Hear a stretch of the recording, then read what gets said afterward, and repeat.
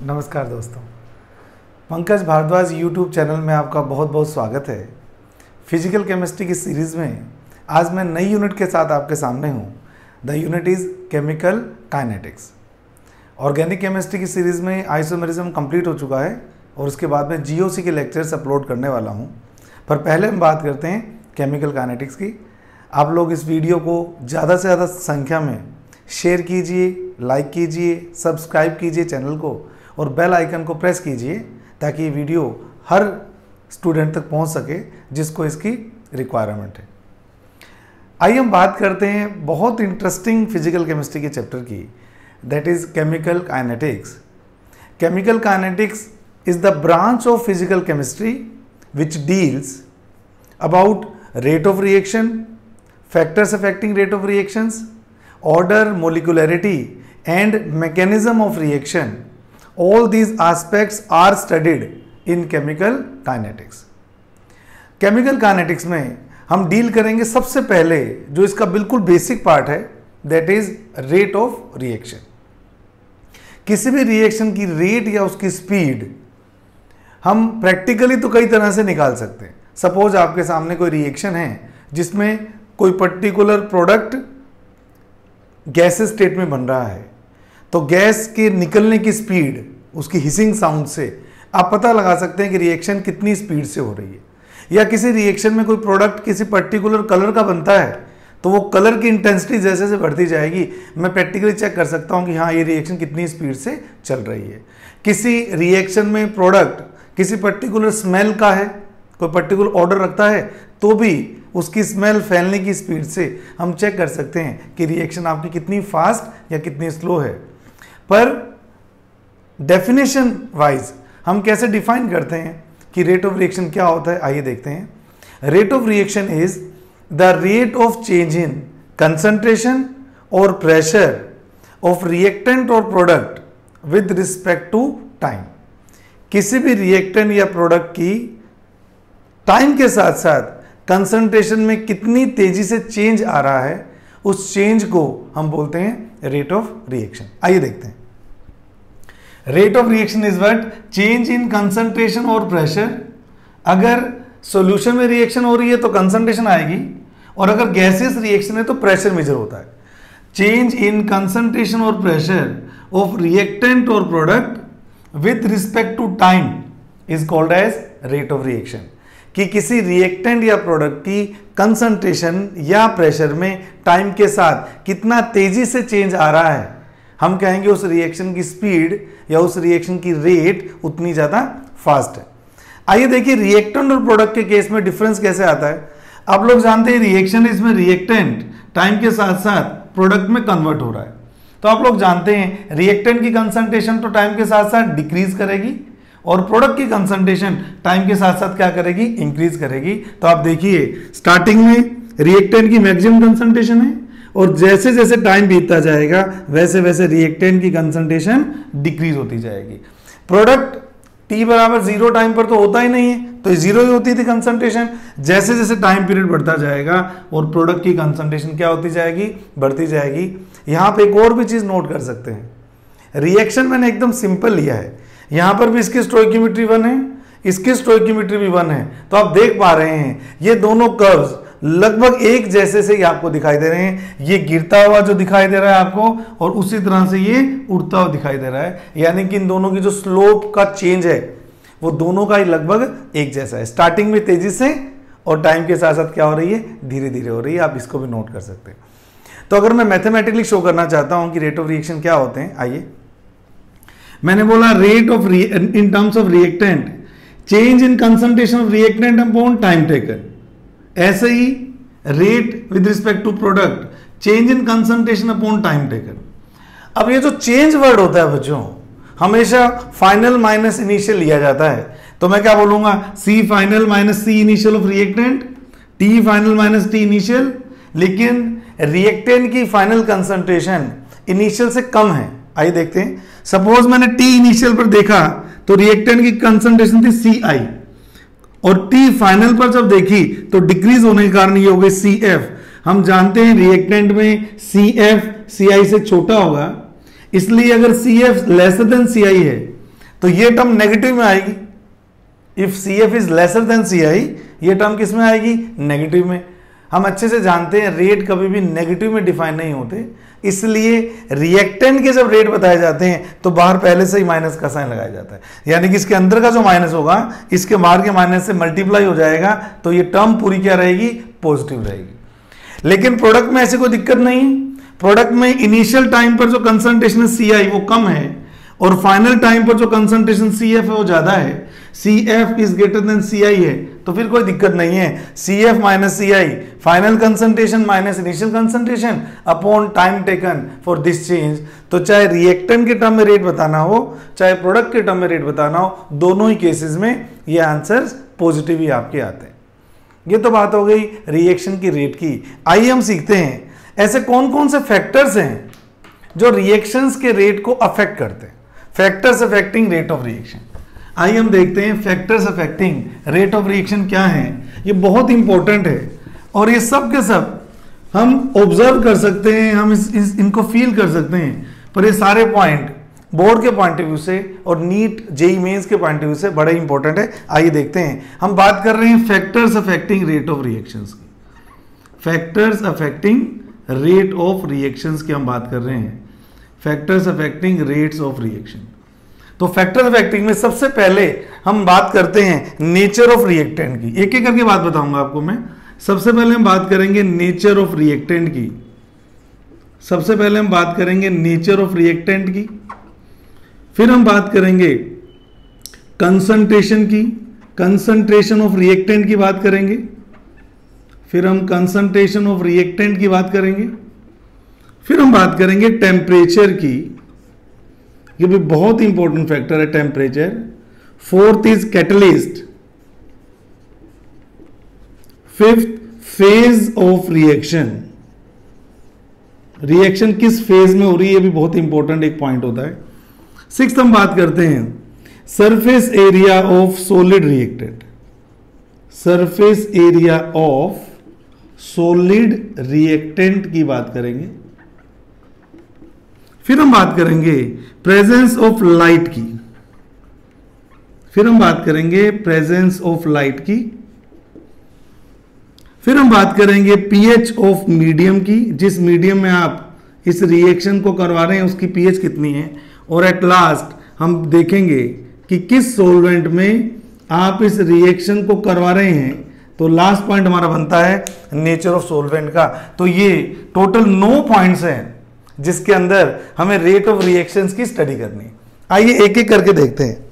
सबसे पहला और सबसे इंपॉर्टेंट पॉइंट है नेचर ऑफ रिएक्टेंट। नेचुरल सी बात है, रिएक्टेंट अगर मोर रिएक्टिव होगा, रिएक्टेंट अगर रिएक्टिव होगा, जितना ज्यादा रिएक्टिव होगा रिएक्शन उतनी ही क्या होगी, फास्ट होगी। और जितना ही लेस रिएक्टिव होगा, और जितना ही लेस रिएक्टिव होगा रिएक्शन उतनी क्या होगी, स्लो होगी। मेरे पास एक छोटा सा एग्जांपल भी आप लोगों के लिए। आइए, देखा गया है कि नाइट्रिक ऑक्साइड का जो ऑक्सीडेशन होता है NO2 बनती है, और इस रिएक्शन का रेट मान लीजिए रेट 1 लिख देता हूं। उसी तरह से CO का जब ऑक्सीडेशन होता है CO2 बनती है, और सपोज इसके रेट को मैं रेट 2 कहता हूं। और अगर ये दोनों रिएक्शंस सिमिलर कंडीशंस में करवाई जाए तो देखा गया है कि rate 1 is greater then rate 2। ये देखा गया है कि rate 1 is greater then rate 2 का मीनिंग NO का जो ऑक्सीडेशन है वो कंपैरेटिवली फास्टर है CO के ऑक्सीडेशन की कंपैरेटिवली।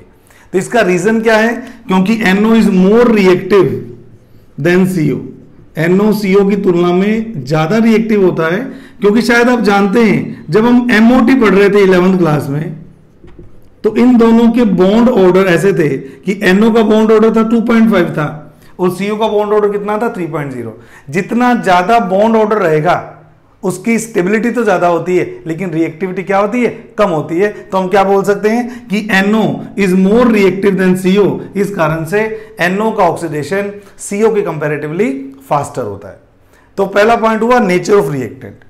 अब हम बात करते हैं सेकेंड पॉइंट की, दैट इज कंसंट्रेशन। फिर हम बात करते हैं सेकेंड पॉइंट की, दैट इज कंसंट्रेशन। अब मैं बात कर रहा हूं सेकेंड फैक्टर की, दैट इज कंसंट्रेशन। बहुत इंपॉर्टेंट बात सुनिएगा, ये इतना इजी नहीं है। The effect of concentration on rate of reaction is not only complicated but also it varies with time. Reactant की कंसंट्रेशन का रेट ऑफ रिएक्शन पे जो इफेक्ट होता है वो इतना इजीली इंटरप्रेट नहीं हो सकता। और दूसरी दिक्कत ये कि कई बार टाइम के अलग अलग फेजेस में जो कंसंट्रेशन की डिपेंडेंस होती है रेट के ऊपर, वो भी क्या होती है, चेंज होती है। अब क्योंकि मैं इनिशियल लेवल ही आपको पढ़ा रहा हूं तो मैं जनरल बात करूंगा कि जनरली देखा गया है कि रिएक्टेंट की कंसंट्रेशन इंक्रीज करने पर रेट ऑफ रिएक्शन क्या होते हैं, इंक्रीज करते हैं। तो अगर मैं जनरली वर्ड यूज करता हूं, जनरली मैं क्या बोलता हूं, जैसे जैसे रिएक्टेंट की कंसंट्रेशन आप इंक्रीज करेंगे रेट ऑफ रिएक्शन भी क्या होते हैं बच्चों, इंक्रीज होते हैं। और अगर आप एक छोटी सी बात याद रख लो तो आप समझ जाओगे, जो जीरो ऑर्डर रिएक्शंस होती हैं या जो नेगेटिव ऑर्डर रिएक्शंस होती है उनमें ये वाली चीज नहीं आती। क्योंकि अगर रिएक्शन आपकी जीरो ऑर्डर है, अभी मैं ऑर्डर की बात बाद में करूंगा अगले लेक्चर में, अगर आपकी रिएक्शन जीरो ऑर्डर है तो बस इतना से याद रख लीजिए, रिएक्टेंट के कंसंट्रेशन को बढ़ाने से रेट ऑफ रिएक्शन में कोई इफेक्ट नहीं पड़ता। पर हाँ, जनरली हम कह सकते हैं जितना ज्यादा रिएक्टेंट डालेंगे उतनी रिएक्शन फास्ट होगी, जितना ज्यादा गुड़ डालेंगे उतना ही सॉल्यूशन क्या होगा, मीठा होगा, जितनी ज्यादा इनो डालेंगे पानी के अंदर, इनो, उतने ही झाग हिसिंग साउंड के साथ बाहर निकलेंगे। तो कंसंट्रेशन बढ़ाने पर जनरली रेट ऑफ रिएक्शंस बढ़ते हैं। आइए अब हम बात करते हैं तीसरे फैक्टर की, जो कि बहुत इंपॉर्टेंट है। Third factor is very very important, that is temperature. अब हम बात करते हैं थर्ड इफेक्ट की, दैट इज टेम्परेचर, जो कि मोस्टली सभी टाइप की फिनोमेना को रेगुलेट करता है बच्चों। अगर मैं ये कहूं कि टेम्परेचर बढ़ाने पर रेट ऑफ रिएक्शन किस तरह से चेंज होते हैं, पहला ऑप्शन इंक्रीज ही हो सकते हैं, सेकेंड ऑप्शन डिक्रीज ही हो सकते हैं, थर्ड ऑप्शन मे इंक्रीज और डिक्रीज, और फोर्थ ऑप्शन है वी कांट से एनीथिंग। तो स्टूडेंट्स कई बार कंफ्यूजन में आ जाते हैं क्योंकि उनको वांट ऑफ आर्हेनियस की इक्वेशन याद आती है, जिसके अंदर log K2 by K1 is equal to delta H upon 2.303 R T2 minus T1 upon T1 T2। तो उनको ये लगता है कि डेल्टा H तो पॉजिटिव और नेगेटिव दोनों हो सकते हैं। और सर आपने ही बता रखा था अगर रिएक्शन एंडोथर्मिक है तो टेम्परेचर बढ़ाने पर फॉरवर्ड जाती है, एक्सोथर्मिक है तो टेम्परेचर बढ़ाने पर बैकवर्ड जाती है। नहीं, इसमें ये फंडा नहीं लगाना। इसमें जो रूल लगता है, जो लॉ लगता है, वो लगता है log K2 by K1। बहुत ध्यान से सुनेगा, log K2 by K1 is equal to EA, that is activation energy 2.303 R T2 minus T1 upon T1 into T2। याद रखिए ये इक्वेशन आपको बिल्कुल वैसी दिख रही है जैसे कि मैंने आपको वेपर प्रेशर में, जो मेरा पहले लेक्चर था वेपर प्रेशर, उसमें मैंने टेम्परेचर की डिपेंडेंस आपको बताई थी। पर मत भूलिए वहां पर डेल्टा एस था बेटे, यहां पर एक्टिवेशन एनर्जी है। तो मैं क्या बोलता हूं, ईए को बोलते हैं हम एक्टिवेशन एनर्जी। और सबसे इंपॉर्टेंट बात यह है कि किसी भी रिएक्शन की एक्टिवेशन एनर्जी नेगेटिव नहीं होती, it's value is always positive. तो जरा सोचिए, अगर इसकी वैल्यू हमेशा पॉजिटिव होगी तो ये वाली टर्म पॉजिटिव ही रहेगी हमेशा। और अगर मैं T2 is greater then T1 यानी कि हाई टेम्परेचर पर देखना चाहता हूं रेट कांस्टेंट में क्या चेंज आता है, तो ये टर्म भी क्या आएगी, पॉजिटिव। जब ये दोनों टर्म पॉजिटिव होंगी तो इक्वल टू के लेफ्ट में भी टर्म क्या होगी, पॉजिटिव होगी। तो मैं क्या बोलूंगा, always K2 is greater then K1। तो K2 और K1 क्या है, rate constants of reaction at T2 and T1 Kelvin temperature respectively, Kelvin temperature respectively। तो K2 क्या है, किसी रिएक्शन का हाई टेम्परेचर रेट कांस्टेंट है, और K1 क्या है, उस रिएक्शन का लो टेम्परेचर पर रेट कांस्टेंट है। अभी आपको रेट कांस्टेंट भी पता नहीं है, आप इतना सा याद रख लीजिए, रेट कांस्टेंट का मतलब रेट। तो जिस तरह से रेट ऑफ रिएक्शन बढ़ेंगे तो रेट कांस्टेंट भी क्या उनके बढ़ते हैं। तो हम क्या बोलते हैं, अगर T2 T1 से बढ़ा है तो रेट कांस्टेंट सेकंड वाला रेट कांस्टेंट फर्स्ट से ज्यादा होगा। तो मैं जनरलाइज कर सकता हूं कि टेम्परेचर बढ़ाने पर रेट ऑफ रिएक्शन हमेशा बढ़ते हैं, इसमें कहीं कोई एक्सेप्शन नहीं है, वो अलग बात है। हालांकि सब आगे आएगा, मैं सोच रहा हूं एक दो बातें बता दूं आपको। हालांकि ये अलग बात है कि कितने डिग्री टेम्परेचर बढ़ाने से उनका केक कितने मल्टीपल बढ़ेगा, वो इस बात पे डिपेंड करता है कि रिएक्शन में टेम्परेचर कितने से कितना कर रहे हो। एग्जाम्पल बताता हूं, मान लो आपने 10 डिग्री से बढ़ा के रिएक्शन को 20 डिग्री कर दिया, तो उसके रेट कुछ गुना बढ़ जाएंगे। जरूरी नहीं है कि अगर आप उसको 20 डिग्री से 30 डिग्री करोगे तो भी उतने गुना बढ़ेंगे। बस ये कह रहा हूं कि हर टेम्परेचर चेंज में जो रेट कांस्टेंट में होने वाला इंक्रीज है वो इक्वल नहीं होता, वो डिपेंड करता है एक्टिवेशन एनर्जी पर। उसकी बात भी हम बाद में करेंगे। बस मैं इतनी सी बात बोल सकता हूं कि टेम्परेचर बढ़ाने पर रेट ऑफ रिएक्शंस बढ़ते हैं। तो 3 पॉइंट हो गए। आइए हम चौथे पॉइंट की बात करते हैं और हम बात करते हैं कैटलिस्ट की। हम बात करते हैं कैटलिस्ट की। कैटलिस्ट 2 टाइप के होते हैं। हम बात करते हैं कैटलिस्ट की। कैटलिस्ट 2 टाइप के होते हैं। एक को बोलते हैं हम पॉजिटिव कैटलिस्ट और एक को बोलते हैं हम नेगेटिव कैटलिस्ट। एक को बोलते हैं हम नेगेटिव कैटलिस्ट। और जनरली अगर नेगेटिव और पॉजिटिव टर्म नहीं दी हुई है तो आप उसको पॉजिटिव मान के करते हैं। तो ये क्या करते हैं, ये रेट ऑफ रिएक्शन को बढ़ा देते हैं और ये क्या करते हैं, ये रेट ऑफ रिएक्शन को घटा देते हैं। नो डाउट मैं ज़्यादा इंटरेस्टिंग हमारा कंसर्न तो पॉजिटिव कैटलिस्ट के साथ ही है। तो कैटलिस्ट यूज करने पर रेट ऑफ रिएक्शन क्या हो जाते हैं, इंक्रीज हो जाते हैं। इसका रीजन भी हम काइनेटिक्स में सीखेंगे डिटेल में आगे जाके। मान लीजिए कोई रिएक्शन है, मान लीजिए कोई रिएक्शन है और मैंने इसके 2 पाथवे बनाए। ये है एनर्जी और ये है रिएक्शन प्रोसीड्स। रिएक्शन प्रोसीड कर रही है इस तरफ। तो ये देखा गया है, आप लोग जानते हैं ये क्या है, एक्टिवेशन एनर्जी। जो ऊपर वाला हम्प है वो एक्टिवेशन एनर्जी बेटे विदाउट कैटलिस्ट। अगर हम कैटलिस्ट यूज नहीं करें तो इतनी एक्टिवेशन एनर्जी की जरूरत पड़ेगी। और ये जो हम्प है, ये वाला, ये जो एक्टिवेशन एनर्जी है ये वाली, ये है activation energy with catalyst. With catalyst. तो आप देखते हैं इसको ईए कर देते हैं, इसको ईए डैश कर देते हैं। तो आप देख पा रहे हैं Ea is greater than Ea dash. आप देख पा रहे हैं ये ईए है बच्चों और ये ईए डैश है। तो कैटलिस्ट नहीं लो तो बहुत ज्यादा एनर्जी बैरियर को क्रॉस करना पड़ता है रिएक्शन को, और नॉर्मल टेम्परेचर पर वो प्रोसीड भी नहीं कर पाते। अगर मैं कैटलिस्ट यूज करूंगा तो इसका पाथवे चेंज हो जाता है और एक्टिवेशन एनर्जी डिक्रीज हो जाती है। जो रिएक्शन पहले लो टेम्परेचर पर नहीं हो रही थी वो भी प्रोसीड कर जाती है। तो कैटलिस्ट ऐड करने पर या स्पेसिफिकली पॉजिटिव कैटलिस्ट ऐड करने पर रेट ऑफ रिएक्शंस इंक्रीज होते हैं। कोई पूछे क्यों होते हैं, हम बोलेंगे कैटलिस्ट मिलाने से रिएक्शन का एनर्जी बैरियर छोटा हो जाता है और रिएक्शन क्या हो जाती है, कंपैरेटिवली फास्टर हो जाती है। तो ये बात हो गई चौथा पॉइंट। अब हम बात करते हैं 5वें पॉइंट की।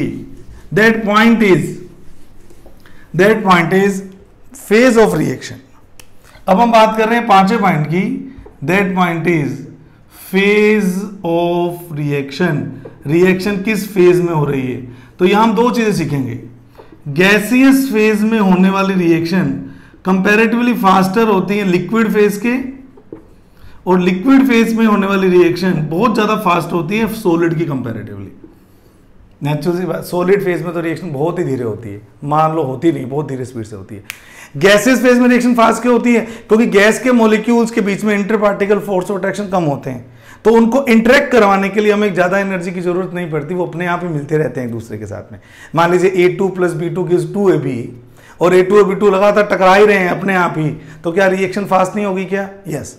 तो गैसेस फेज की रिएक्शंस फास्ट होती हैं लिक्विड की कंपैरेटिवली, और लिक्विड फेज की रिएक्शन फास्ट होती है सॉलिड की कंपैरेटिवली। यहां हम एक और भी चीज पढ़ सकते हैं कि होमोजीनस रिएक्शंस जो होती हैं वो ज्यादा फास्ट होती हैं हेट्रोजीनस रिएक्शंस की कंपैरेटिवली। जिन रिएक्शंस में सारे कंपोनेंट्स एक ही फिजिकल स्टेट में होते हैं उनको बोलते हैं बच्चों होमोजीनस रिएक्शंस। रिएक्टेंट भी गैस हो, प्रोडक्ट भी गैस हो और कैटलिस्ट भी गैस हो, सभी के सभी मेंबर एक ही फिजिकल स्टेट में होते हैं, तो ऐसी रिएक्शंस को हम बोलते हैं होमोजेनस रिएक्शंस। तो homogeneous reactions are faster than heterogeneous reactions. तो ये बात हुई हमारे फेज ऑफ रिएक्शन की। फिर हम बात करते हैं 6ठे पॉइंट की, that is surface area. That is surface area. पहली बात तो सरफेस एरिया सभी रिएक्शंस के रेट को अफेक्ट नहीं करता। मैं बात कर रहा हूं केवल उन रिएक्शंस की जिनमें सॉलिड रिएक्टेंट यूज होता है। जब रिएक्टेंट सॉलिड होता है तो जितना मैं उसको क्रश करके पाउडर फॉर्म में लाऊंगा तो उसके मॉलिक्यूल, उसका सरफेस एरिया बढ़ेगा और दूसरे रिएक्टेंट के साथ उसकी रिएक्ट करने की जो इंटरेक्शन है वो क्या हो जाएगी, बढ़ जाएगी। आइए चेक करते हैं। मान लीजिए मेरे पास ये सॉलिड रिएक्टेंट है, टुकड़ा है एक पत्थर का, ऐसे मान लीजिए ये रिएक्टेंट है। अगर मैं इसको क्रश करके मैं इसको पाउडर में कन्वर्ट कर दूंगा तो ये किस तरह से एक्टिवेट हो जाता है देखते हैं। अभी तक तो इसकी सरफेस पे जो मॉलिक्यूल हैं वो ही काम के हैं, क्योंकि बल्क वाले मॉलिक्यूल तो बैलेंस फोर्स के अंदर हैं, वो तो बाहर निकल नहीं सकते। तो इतने से मॉलिक्यूल हैं जो काम कर सकते हैं। और जैसे आपने इसको क्रश कर दिया, एक तरह से मान लीजिए 1 करोड़ मॉलिक्यूल्स थे, उस 1 करोड़ में से 1000 मॉलिक्यूल तो सरफेस पे थे, बाकी अंदर पड़े थे। जैसे ही आपने क्रश कर दिया ये सारे मॉलिक्यूल आ गए, तो ये सब के सब मॉलिक्यूल्स अब एक एक्टिव मॉलिक्यूल का काम कर सकते हैं और वो अपनी सरफेस के ऊपर दूसरे रिएक्टेंट के साथ आराम से इंटरैक्ट कर सकते हैं। तो मुझे आप बताइए कि अगर मैं पाउडर में कन्वर्ट कर दूंगा तो अंदर जो बंधे हुए रिएक्टेंट मॉलिक्यूल थे जो चाह रहे थे कि हमें भी रिएक्शन में पार्टिसिपेट करवाओ, वो सब के सब पार्टिसिपेट करेंगे, तो रेट ऑफ रिएक्शन क्या हो जाती है, फास्टर हो जाती है। आइए अब हम बात करते हैं 7th पॉइंट की। 7th पॉइंट है presence of light. 7th point है presence of light. 7th point है प्रेजेंस ऑफ लाइट। ऐसी रिएक्शंस जो लाइट की प्रेजेंस में होती है बच्चों, उन रिएक्शंस को बोलते हैं हम फोटोकेमिकल रिएक्शंस। ऐसी रिएक्शंस जो लाइट की प्रेजेंस में होती है उन रिएक्शंस को हम बोलते हैं फोटोकेमिकल रिएक्शंस। जैसे खूब फोटोकेमिकल रिएक्शंस आपने ऑर्गेनिक केमिस्ट्री में पढ़ी हुई है, इनऑर्गेनिक केमिस्ट्री में भी खूब आती हैं फोटोकेमिकल रिएक्शंस। जैसे हम बात करते हैं H2 + Cl2 HCl, ये एक फोटोकेमिकल रिएक्शन है।